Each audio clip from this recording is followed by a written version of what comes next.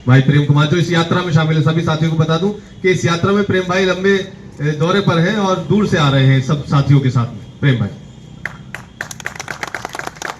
आज की सभा के अध्यक्ष महोदय, हमारी इस यात्रा की रहनुमाई कर रहे राजेश उपाध्याय जी, हमारे सीनियर और वरिष्ठ साथी कॉमरेड अरविंद मूर्ति जी और नदीम भाई कुशीनगर के रहने वाले हैं, दिल्ली रहते हैं, हमारे अहम साथी, और अरशद भाई आपके सामने बैठे हुए हैं, ये कतर में रहते हैं। तो कतर से वहाँ पटना में अपनी माँ की खबर लेने आए हुए थे। जब इन्हें इस कारवां के बारे में पता चला तो फिर इन्होंने जाने का विचार त्याग दिया, बोले बाद में जाऊँगा, अब जो है इस मकसद में लगूंगा। तो पूरी तरह से लगे हुए इस मकसद के साथ अरशद भाई और नीरज भाई पटना से हैं, जो बिग वर्कर हैं, उनके लिए काम करते हैं।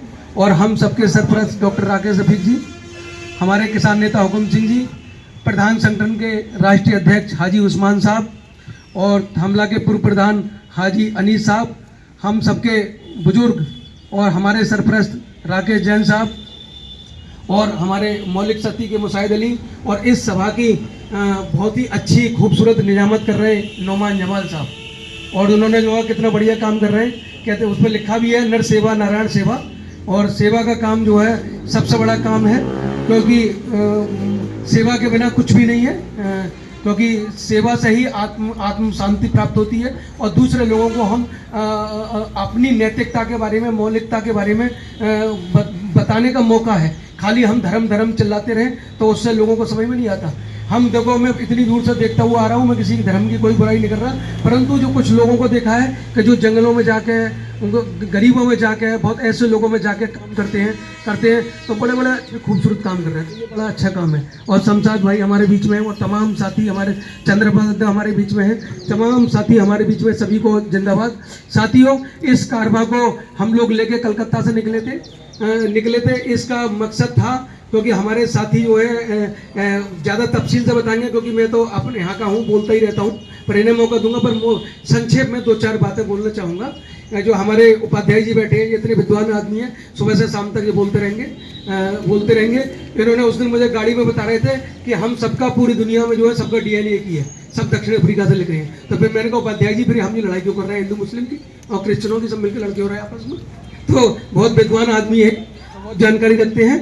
तो ये है, और तो इन्होंने, ऐसे लोगों ने ये आंकड़ा निकाला है कि एक परिवार चलाने के लिए 26,000 रुपये जो है एक परिवार को चलाने के लिए, कोई बीमार हो गया तो दवाई मिल सकती है, ले सकता है, वो बच्चे को पढ़ा सकता है, अपनी रोटी खा सकता है, मतलब फॉर्चूनर में नहीं घूमेगा परंतु अपनी जिंदगी जी सकता है 26,000 रुपये में। तो अभी 26,000 रुपये की लड़ाई अब लड़ेंगे। भगत सिंह ने कहा है कि 4 आने पैसे मिलने तो ले लो, 12 आने पैसे की लड़ाई हम बाद में लड़ेंगे।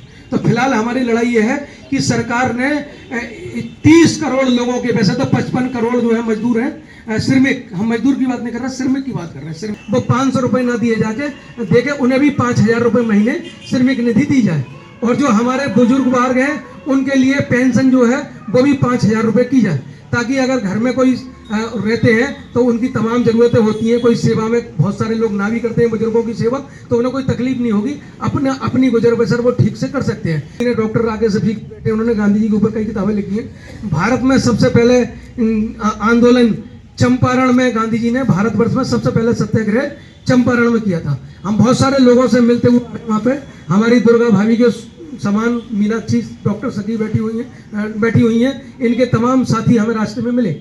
शाहिद कमाल साहब बिहार में मिले, पूरे दिन हमारे साथ रहे।